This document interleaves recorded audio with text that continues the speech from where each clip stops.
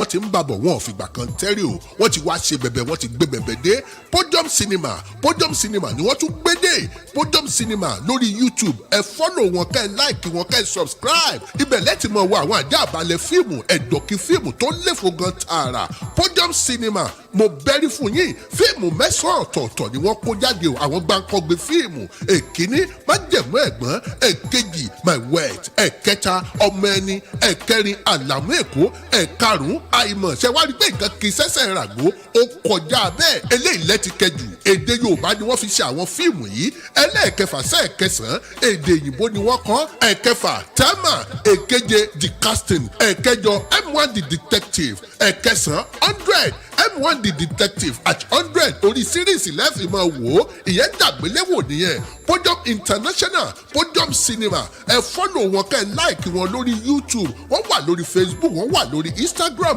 podium cinema ó ti dọbẹ̀ ẹ subscribe. Good evening and welcome to today's program.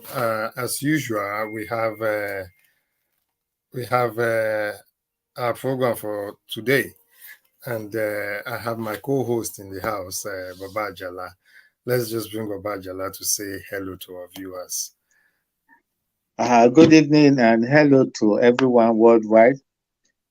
Thank you for having me again today, and we hope we'll be able to do justice to our topical issue as for today, matters arising.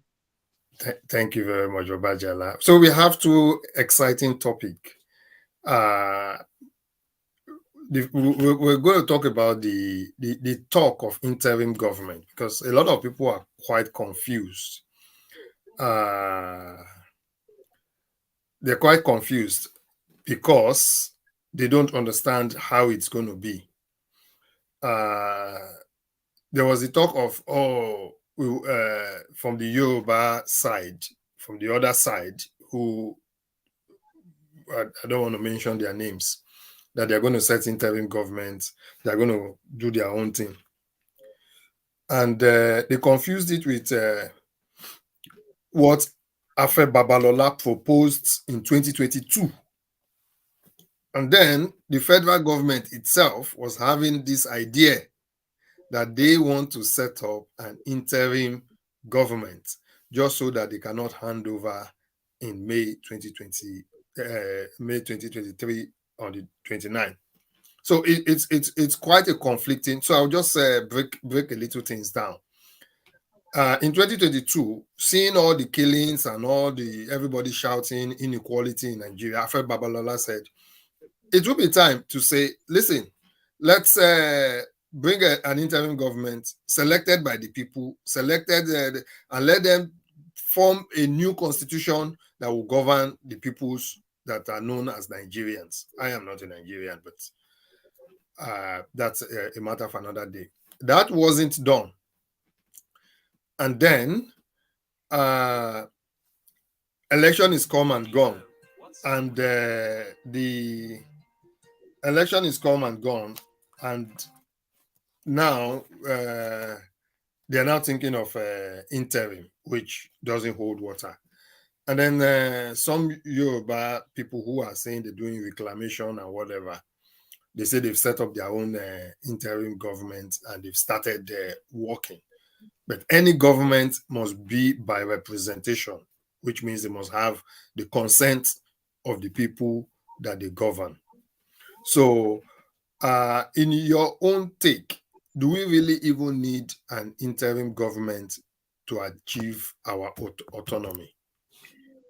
It is not for the Yoruba nation's sovereignty achievement. We don't need an interim government because to have it, we need to have structures on the ground. It's not an air thing. It's not something you establish overseas. It is not a government in exile is always established when there's some form of democratic denial in a country where those people who have moved out to say we are forming an alternative to what is on the ground. So, but that situation has not happened to us.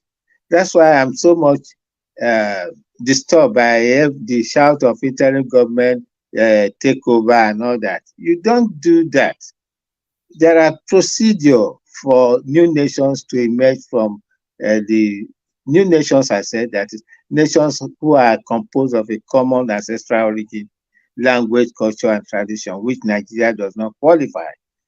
There are procedures to go, which there is quite stated in the United Nations and some of the other factors, like we saw in Europe and some other parts of the world, like East Timor, and to some extent Southern Sudan.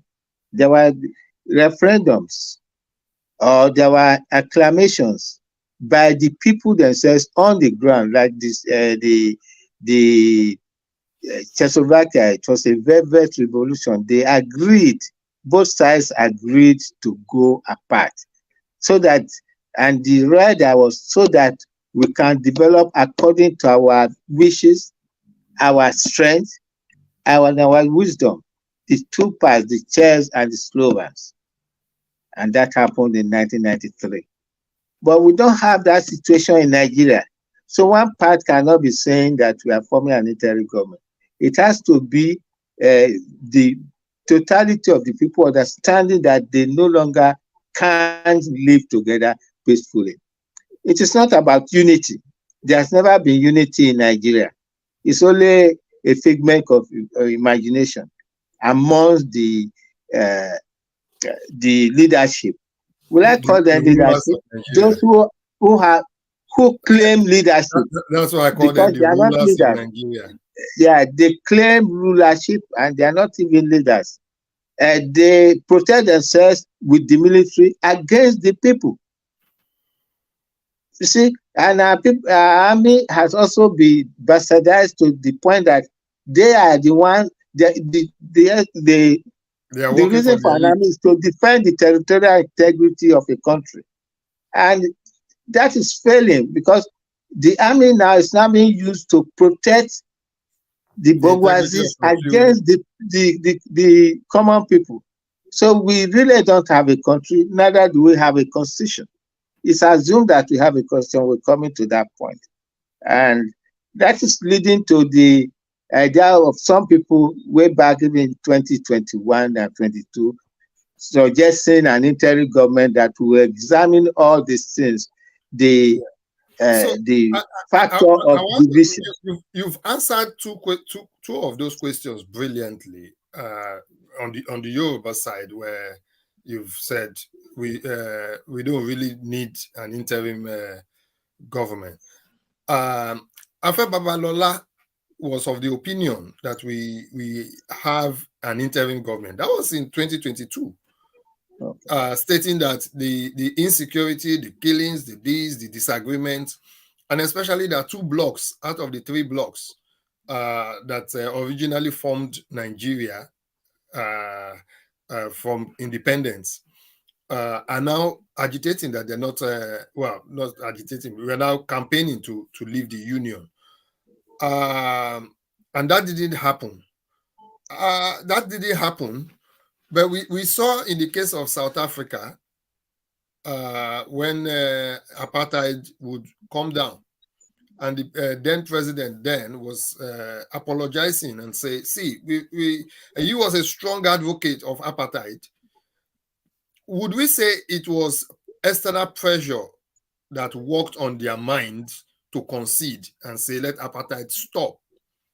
And what is it that needs to happen for the government of Nigeria to say, listen, this is not working, and let us rearrange it so that people can then decide to have their own autonomy? There are complex answers to, there are simple answers to the questions you've asked, but they go over and above the issue of apartheid in South Africa. But for instance, or as a reminder, Desmond Tutu, when he came to Nigeria during the Oputa panel, he went back sad saying that the apartheid is seen in Nigeria is worse than the apartheid in South Africa. I agree with him. This is a country whereby people will leave their jobs. I give an example of some of my senior colleagues at the BT, who telecommunication engineer. They came to Nigeria with a 2-year sabbatical to help the communication system in Nigeria. When they knew they were Yorubas, they were told that there's no job for them. They wanted to help free of charge. You see, this one example, and many others we can start listing, which I believe we have to be informed. Sadly, we face this too often. I remember I was in Nasarawa, and I was going to apply for a teaching job through the government. And they just said, we can't give you because you're not from here.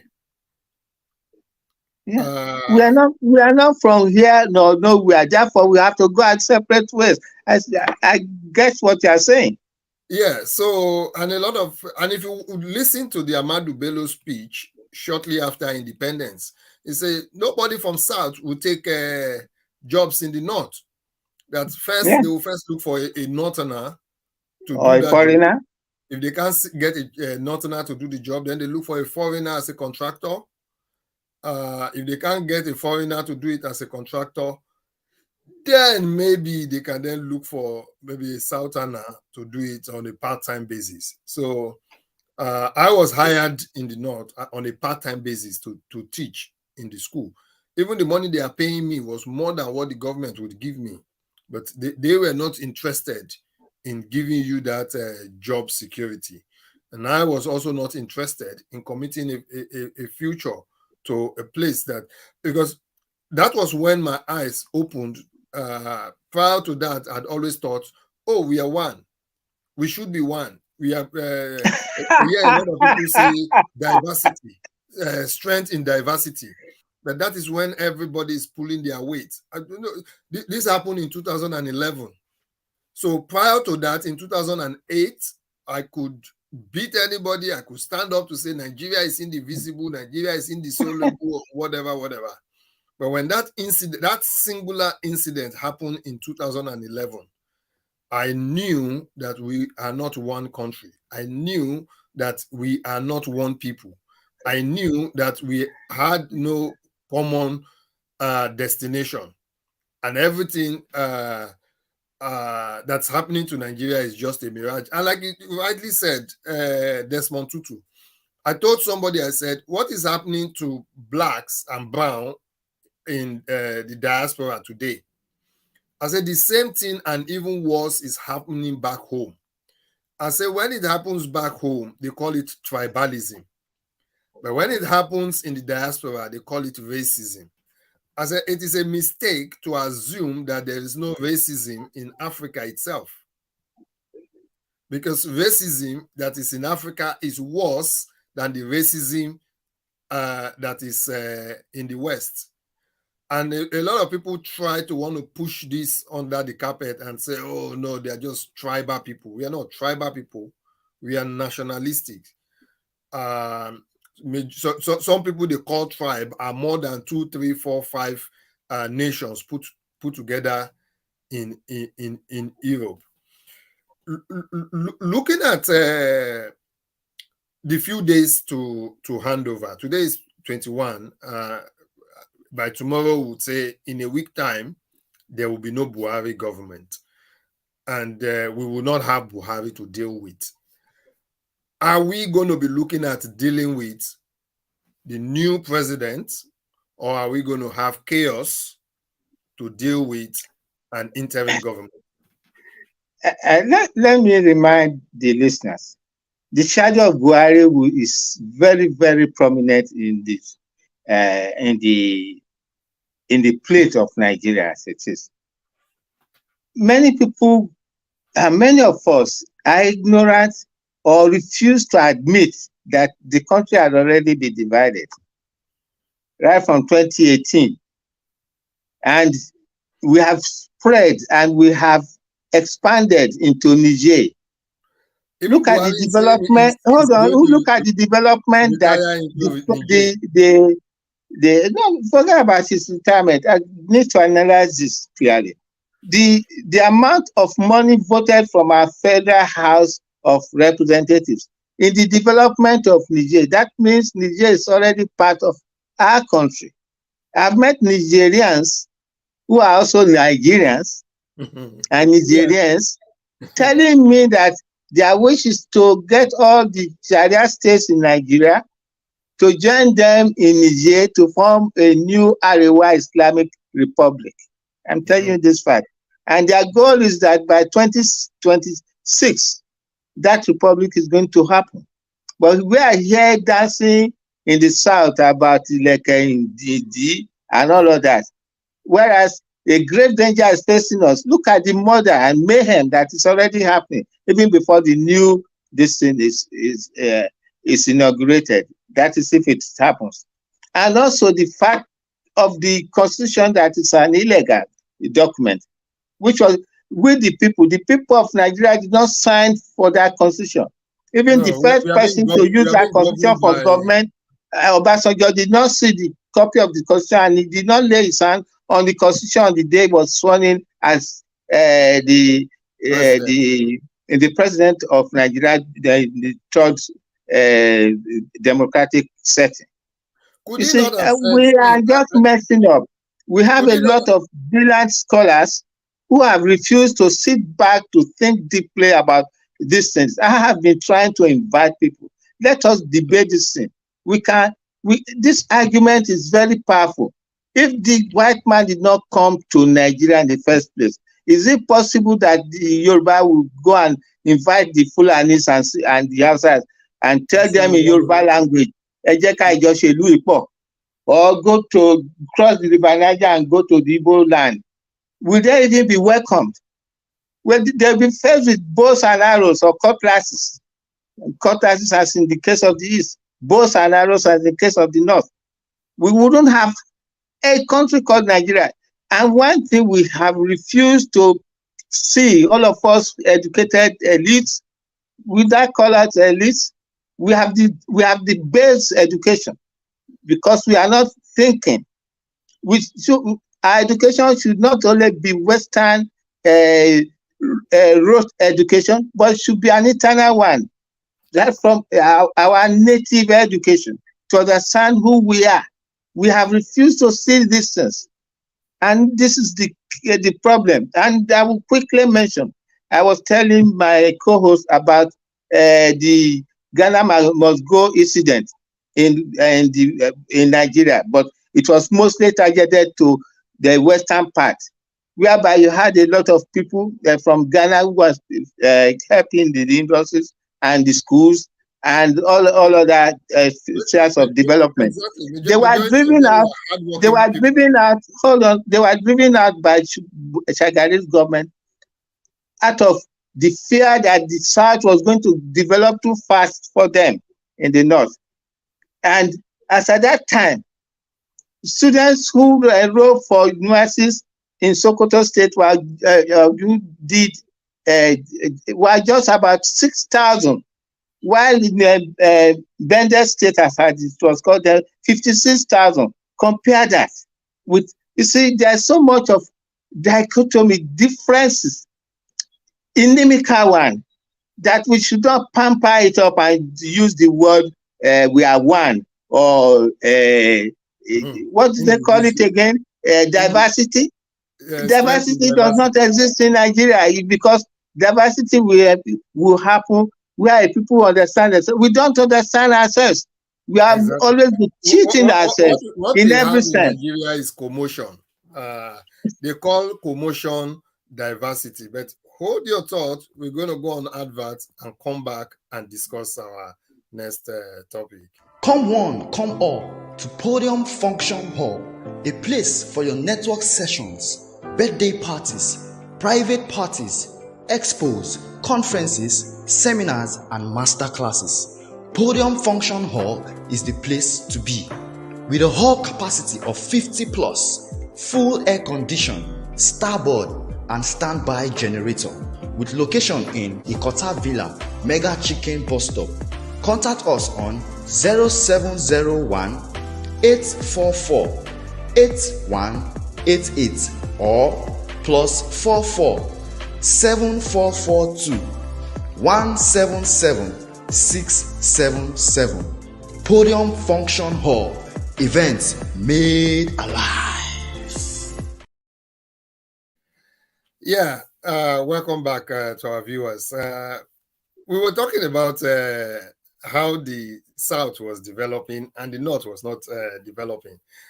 Now, we don't have the video to play, but we saw a video of a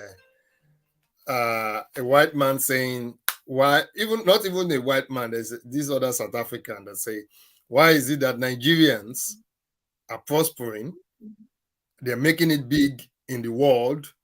They are movers and shakers in big industries around the world, but all their strides is not in Nigeria.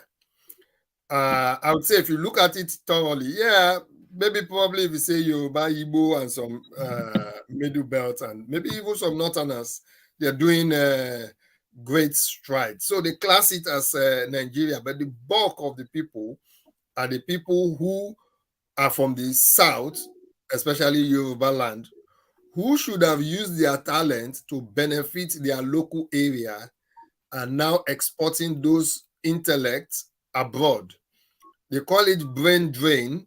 Well, for some other nations, it's brain gain. But I think those people are using their talent. I believe there are still a lot of talent in Nigeria. Why are the Yoruba governors, why are the Yoruba leaders not concerned about developing and keeping talent back home? Why is there no program for sustainable development of talent?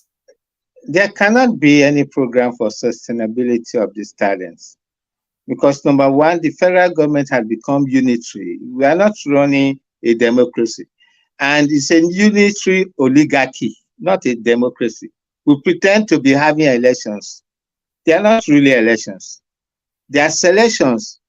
Before any election is done, you already know who is going to win. That's not an election. That's what is happening. We have bastardized what we call the rule of law and the approach to development of humanity. We have bastardized this not only in Nigeria, almost all of Africa. And one of the worst places is the so-called Democratic Republic of the Congo. How democratic that place is, I am yet to find somebody to explain that war to me. And guns and bombs. And if I want to remind the listeners, you hear the word DRC, Democratic Republic of the Congo. I will tell you, since independence, less than 3 months after independence of that country in 1960, while Nigeria was still under the British, they had their independence early in the year. We had ours later in the year in October. There still be fighting and killing of people in that country. I used to tell people that, but for the fact that the Yoruba race had education ever before Nigeria was formed, we would have been worse than the Congo now.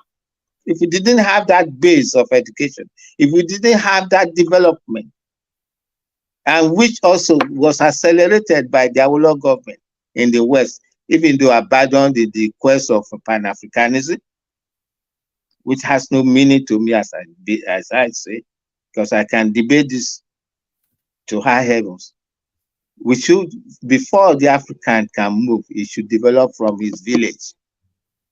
Exactly. He should be able to take care of his people from the village, and that by expanding to the town and cities, and thereby forming a nation of a common people, of a common language, a common ancestral origin. And that is what Africa needs. I'm going to ask, because this is very important.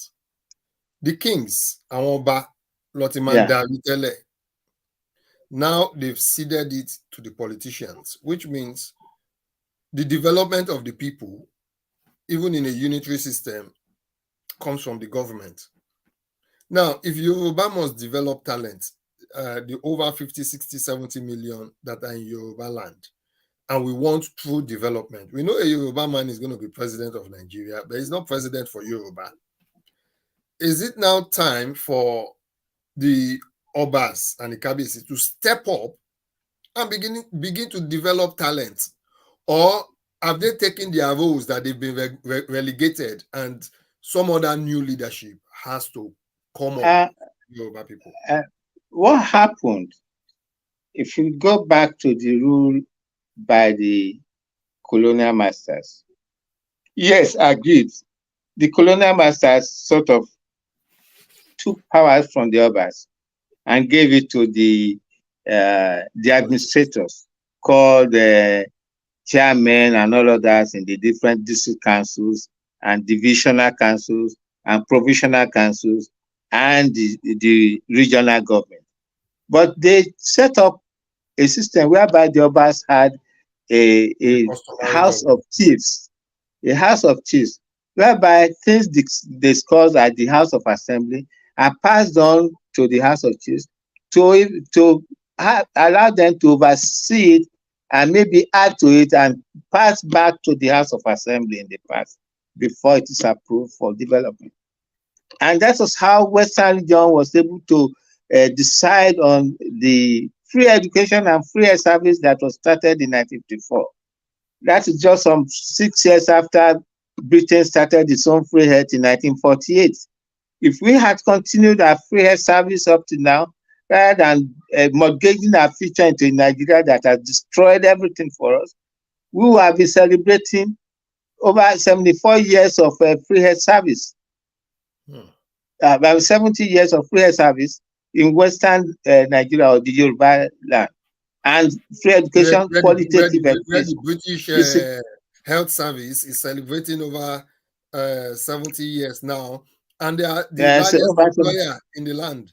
And you see, that's also because the health service is not just about health, it's about science and technology into health. The science and biology of health, the engineering of health, that was how and they could respond to everything. the COVID pandemic. Yeah, you see, we have lost out in the Yoruba land, but most of us don't see it. I don't know why. We've lost out. We mortgage our future into a Nigeria that has destroyed us. And that's the same thing that happened during the Shagari era. It's the fact that they saw that, and then they started blaming the armed robbers and on the Ghanaians. But if you look at those people that are hanged and murdered and killed that time, were all Nigerians, not Ghanaians.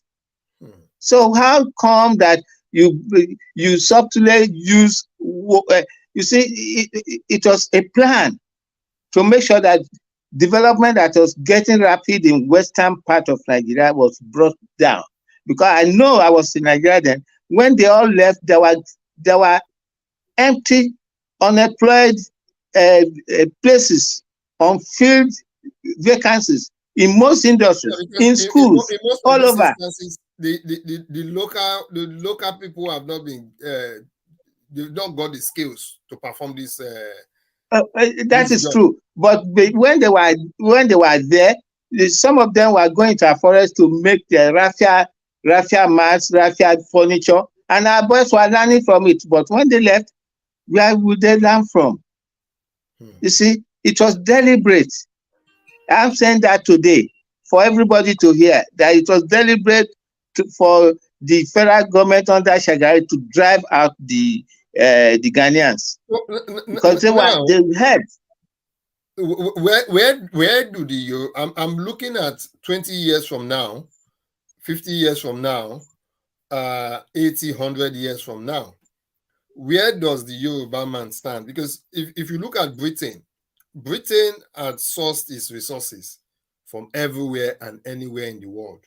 They've built their economy on that, especially on energy, on agricultural raw materials, on and the one that is big on everybody's mind and heart is energy. Energy is sourced from abroad. And Britain is now looking at net zero targets. So they are now encouraging people to go green. They are now looking at things that are renewable in energy, and Britain is one of the highest. Britain is one of the highest exporter of green technology. Although they don't use much of it, but they export it. Well, So they do, because their yeah, source of energy now, particularly from the seas, they have very large farms of wind farm. wind turbines all over. Yeah, And so more got than quite a lot. 1/4 of the energy now is being supplied from the wind turbines. Yeah, so And they are increasing it now, every day. yeah, Britain's green energy is now surpassed their fossil fuel, which means that majority of these things we call resources may become obsolete in the near future. Not obsolete because it's not needed, but obsolete because there will be no buyer for them. And we are looking at, if Yoruba people, if Igbo people, TV man, Kanuri man, Fulani man, travel abroad and are succeeding, and then when they come back home, they cannot succeed. What do you think? Who should be now responsible? Should we say, okay, the Obas should get their act together, or should a new leadership say, listen, this is where we need to be going. This is where we need to be. Is it the business people that will think it, or the Yorubas need to think of one thing I know is that there's a difficulty in that particular line of thoughts. It's not an argument.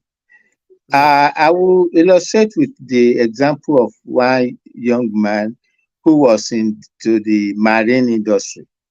He was importing materials to make powerful roles for tugs that would pull ships into berth and in the various harbors.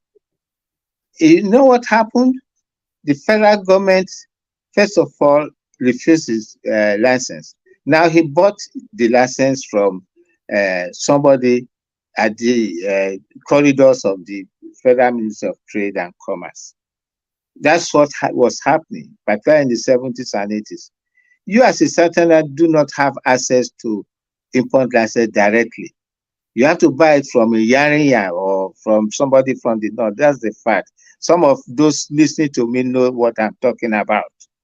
Except if they are in denial or they are afraid, because I confronted somebody about some issues and said, don't say it that because they will know the source was from me. I just looked at him.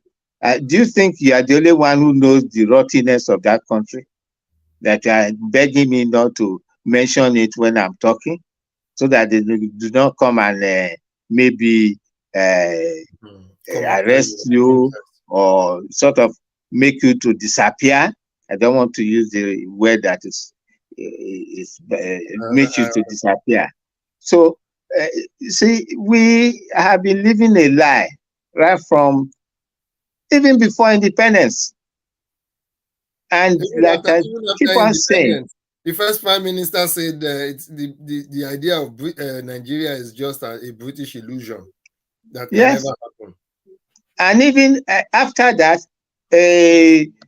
during the first meeting of the Federal House of Rep in Lagos, some days after independence, because a British Prime Minister, Macmillan, he was in attendance to give a sort of valedictory speech, so that you lot take over what we were rejecting, because Britain rejected Nigeria as at 1953. This thing, we forced them to patch it up and give us a constitution. We did not write the first constitution; they wrote it for us. We call it McPherson Constitution, and they said, "Oh, that was the best that brought us together." The McPherson Constitution. So you see, we have never really sat down to think about who we are as Nigerians. We've only been lying to each other. Even the constitution that was written in 1979 was one of a broad kind of constitution. whereby some laws, what they call dichotomous laws, were put into the constitution. Sharia law was put in there, so that means some area of the country could have their own laws separate It's so from the other. So it's so was funny put in how there. Nigeria is being run today, when even at amalgamation, it was never one country. It was It was never. it was one place, two systems. Yeah. So and it was just in parts and in place. It was not a permanent arrangement. Now Not at all. a lot of people seem to think it's tipati kuku, whether you want it or not, it has to happen. So I am just thinking for the future. I will repeat again, the people who put Nigeria together, I regret it. They've tried, they have put in what are called disclaimers at every point in time to make us understand that it's better for us to go our separate ways to develop. And way back in the 1990s, I was promoting the idea of separation for cooperation. It was accepted by Facebook, and that's particularly the line of thought and action that should be taken in that country. And I will also remind us, some of you who have read the economics in those days, 1988, Leopold Senghor said that for Africa to develop, Nigeria must dissolve. So, Exactly. some even African leaders, including even the Gaddafi, said it, and we were insulting him. And who are those insulting him most? Southerners. You see? Exactly. Southerners. Those who cannot have deductive reasoning, sitting back to think, are we really having this? There are some of those Southerners who used to travel on the so-called rickety railway that they so much enjoyed, discovered that they could no longer travel on those railways because their neighbors from the north will ride the railway, not pay anything, come through the first class, part everywhere, and I noticed that by the mid 1970s, people were no longer riding the railway. It was just traveling up and down, and then it closed down. The industry, even Nigeria Airways, was left to fail. Yes. Many of the industries that yes, help the people. A typical example of me, I was in one flight from London to Lagos. Because somebody did not show up, the plane was delayed for a day. And that person happened to come from the north. And that was not ready. And then we were lied to that there is a fault in the plane. It has to take overnight for it to be fixed, and they will use it. The problem is that the plane did not have any fault. We were housed in the Hilton Hotel near Heathrow at the expense of the federal government. I had a seat to myself. I say that I even wrote to Congress to acknowledge the fact that we had some of the best treatment in that place, and replies were sent back to me in Nigeria by the efficiency of the postal service then, acknowledging my comments and the see, we don't have the wherewithal to call ourselves a nation. We are not a nation.